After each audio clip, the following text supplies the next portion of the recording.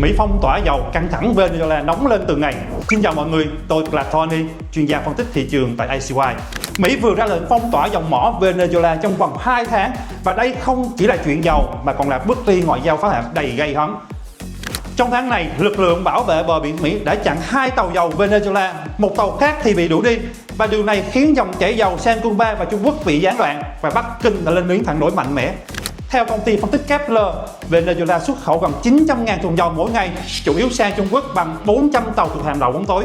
Và Washington tin rằng nếu không nhượng bộ đủ, Caracas sẽ đối diện khủng hoảng kinh tế nghiêm trọng trong tháng Giêng. Không chỉ phong tỏa kinh tế, Mỹ còn tăng cường sự hiện diện quân sự tại Caribe, hơn 15.000 binh sĩ, một tàu sân bay, nhiều tàu chiến và máy bay tàng hình đã được triển khai. Và giới quan sát gọi đây là phiên bản mới của học thuyết Monroe, một sự tái định vị chiến lược mới của quân đội Mỹ. Cảm ơn các bạn đã theo dõi bản tin ngày hôm nay. Hãy nhớ đăng ký kênh để cập nhật các tin tức mới nhất từ ACY.